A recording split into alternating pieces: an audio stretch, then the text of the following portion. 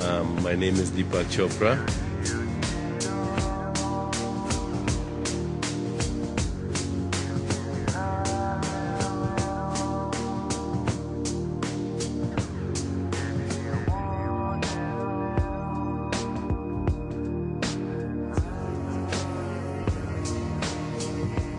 I'm still deciding what I'll do when I grow up. Why is there pain and suffering in the world? There is pain and suffering in the world because of deep imbalances in the ecosystem, and also because people identify themselves with still a very tribal mindset. I would say there's pain and suffering in the world because of religion, which is divisive and quarrelsome and frequently idiotic. Describe what happens to a person after they die. Well, in the deeper reality, there's no such thing as a person. There is only the universal manifesting as a person.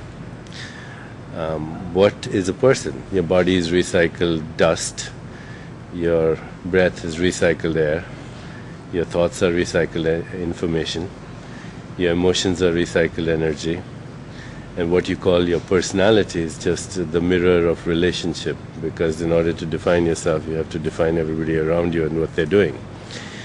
So, in the real deepest reality, what we call a person is a dynamic bundle of consciousness that is constantly transforming. Where is the person that you were when you were 14 years of age? Where is the person you were when you were 5 years of age? Actually, in every moment of existence, the old person dies and a new one is born. So, the person you were yesterday is not the person you are now, in any way.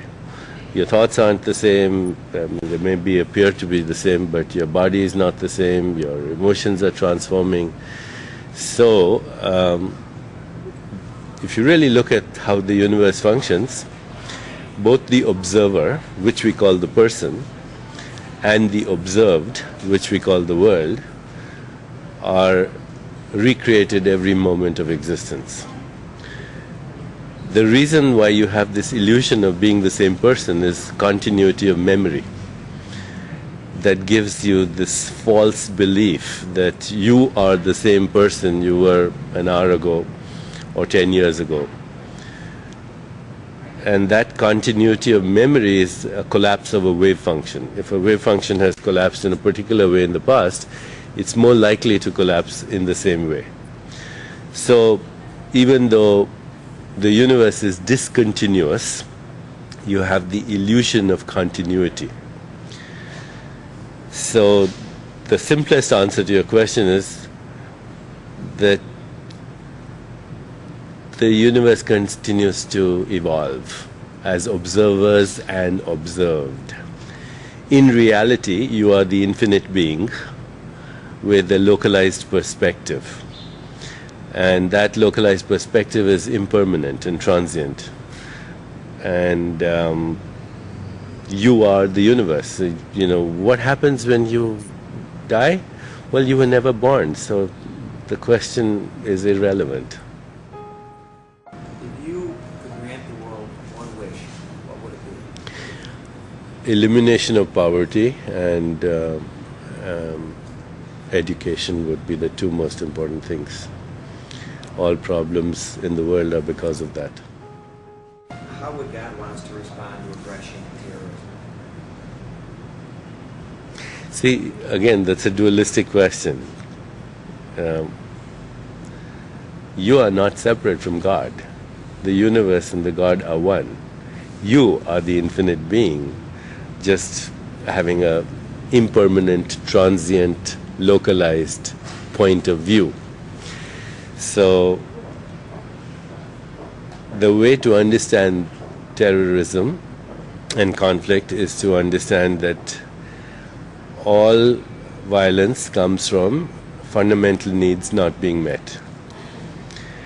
There is great iniquity in the world, a lot of imbalance. 80% of the world's resources are consumed by less than 20% of the world's people. When fundamental needs are not met, then the reaction to that is violence. Actually, it's not even violence in the beginning. In the beginning, it's shock and numbness and denial and fear and panic, and only later does this turn to anger and violence and retribution, and then the whole cycle starts to perpetuate itself. If you really want to get rid of violence, then you have to be sober about it, not have any missionary zeal, not succumb to melodrama, but ask yourself if you are totally non-violent in every thought, action, and behavior of yours. If today you could make that commitment that every thought of yours and every behavior of yours was nurturing and loving to your immediate environment, the world would transform, because you are the universe at the most fundamental level. You're not separate from it. See, now, we give Nobel Prizes for peace to people who have no peace in their lives, in their families. You want to create peace? Become a beacon of peace yourself.